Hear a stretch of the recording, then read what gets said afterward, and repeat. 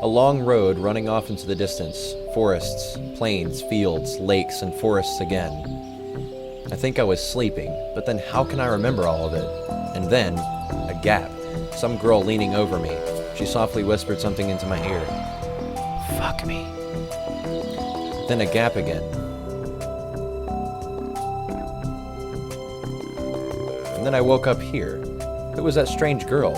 Or was she just a dream? For some reason, thinking about her made me feel better and calm down a little. I felt warmth all over, coming from the inside. Maybe that was your love you're thinking about. Could it be her who brought me here? Then I need to find her. Oh, well, yeah. And the best place to look for her is away from here. Emily is away. Okay, sorry. I rushed to the left and to the right, and stopped, hesitating over where to go. Finally, I ran in the direction from which the bus had probably came. And then the bus disappeared. I was in hell. Physical exercise does refresh one's mind. Thoughts become clearer, and it gets a little easier to evaluate the surrounding reality. See, I would like to contradict that statement because for me it's a little harder because I'm in pain, because I don't usually work out, and I feel shitty and sweaty and gross, and I can't think. Not in my case, however. I was sitting on the roadside, wheezing and trying to ease my sore throat by gulping breaths of hot air. In any case, the run did its job. The fear withdrew for a while. Maybe I really am just dreaming. Though recalling my self-harm on the bus, I immediately rejected the idea. I am neither dreaming nor dead. A narrow road ran through the field and far into the distance. That exact same road from my dream. I must be very far away from home. And it's not just that it was winter yesterday and summer now. It's the whole environment. Of course, summer is usually like this, green and hot. But here, everything's not entirely lifelike. Everything looks like it was taken from the paintings of Russian landscape artists of the 19th century. What? If you're talking about this looks pretty normal to me, dude. The grass is just too lush. Well, it's probably because it's a painting. The bushes are not like what bushes should be. They're so thick that you can't see anything through them, like treetops, honestly. Yeah, I can agree with that. And the trees themselves. The forest was quite far away, but the trees looked as if they had closed their ranks and were now just waiting for the order to advance onto the fields and plains. I caught my breath and looked at the bus, which was now barely visible. That was a good run. Fear overtook me once again. Those power lines. There must be people here. But what does it mean? In fact, that means nothing at all. Okay. Couldn't they have power lines even in hell? Hey, I called it earlier, didn't I? No, not really. Roasting sinners over hot coals? That's so last century. Oh yeah, totally, dude. So last century. I must have reached the point of no return, after which you should either lose your mind completely or finally try to understand what is going on. And while I still have a choice, I should pick the second option. I slowly headed back to the bus. Of course, it was scary, but I'm not likely to find an answer in the fields or the woods, and this wretched bucket of bolts is the only kind of link that I have with the real world. Ah, we're back here. I should carefully scout the area. A brick wall and its gates crowned with this sign. Statues of pioneers standing on the other side, and a roadside nearby showing the bus and route number 410. The trip's taking a bit too long today. I smirked. I'm a badass. A person may start acting inappropriately in extreme situations. Someone like that is probably happening to me right now. This place didn't look abandoned at all. No rust on the gates, no damage to the walls. Excuse me. Sovyanok. What could have a name like that? I don't know, Russian?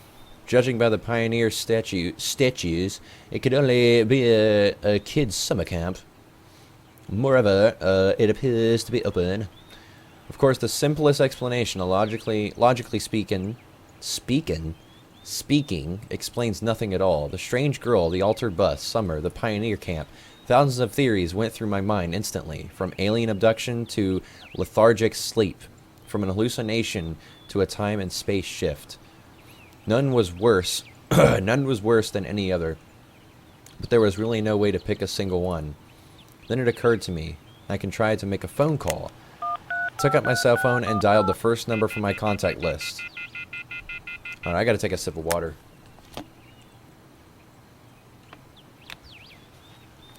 Alright, sorry, it's a lot of reading. But instead of single strength bars, the screen was showing a thick cross. Alright, there may be no signal in such a remote place. Though I cannot be the only one who came here. Buses don't drive themselves. I examined the bus from all sides to make sure that it wasn't a hallucination. Bits of dirt on the bottom, some rust here and there, faded paint and worn out tires. No, this is definitely a very ordinary Icarus. Yeah, exactly the kind of bus which takes you to places beyond your understanding if you carelessly fall asleep. I gave a nervous chuckle. It came out by itself, sporadically. Because this wasn't the right place or time to laugh. But where on earth is the driver? I cautiously sat down on the curb. See, I thought curb was spelled C-U-R-B. Beside the bus and started to wait.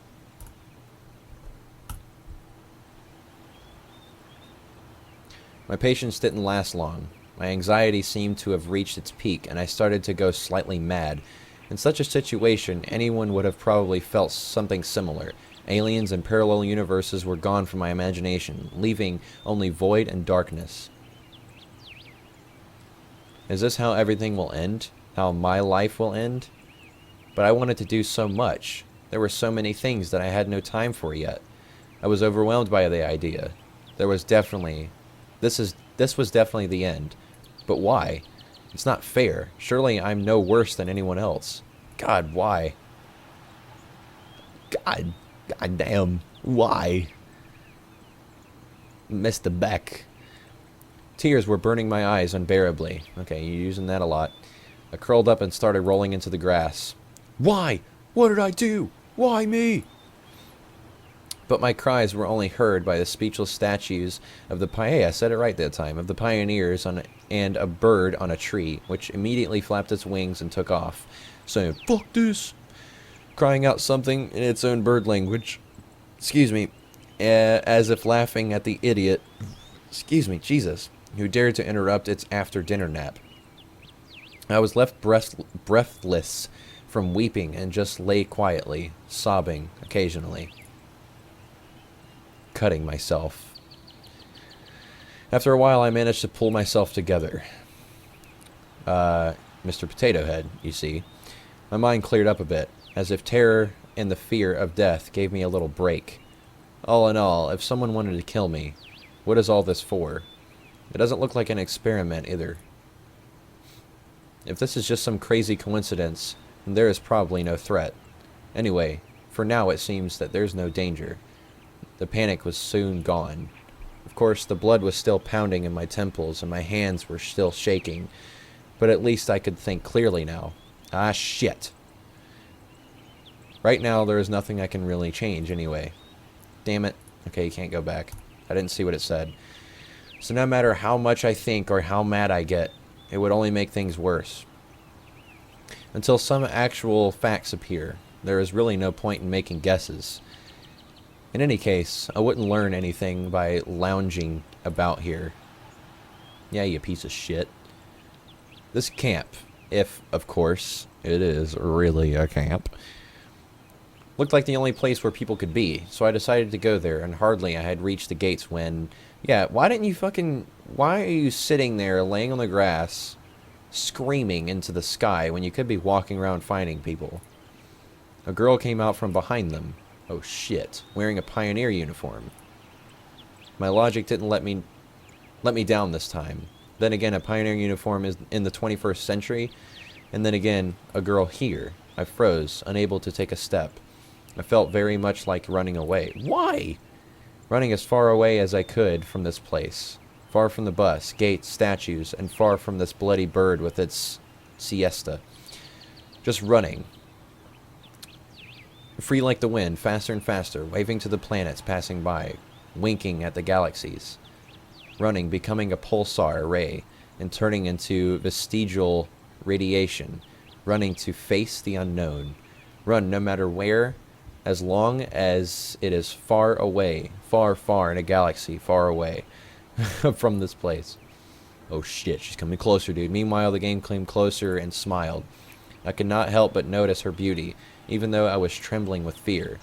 Human instincts work independent of consciousness, and while only 5% of the brain is responsible for cognitive processes, the remaining 95% are always busy sustaining life, and in particular, ensuring stable functioning of the hormonal system. Alright, I think I'm going to end it here. This is getting pretty interesting. So yeah, I hope you guys are enjoying. If so, then if you're a newcomer, subscribe. And if you're already subscribed, then click that like button. It helps. And I'm kind of curious. Comment what you're thinking about the game. I would like to know if you're actually interested or anything. But, or like comment what you think will happen or something with this girl or something, or who do you think she is or something. But yeah, I'll see you guys in the next part. So as always, stay safe, other guys, and I'll see you later.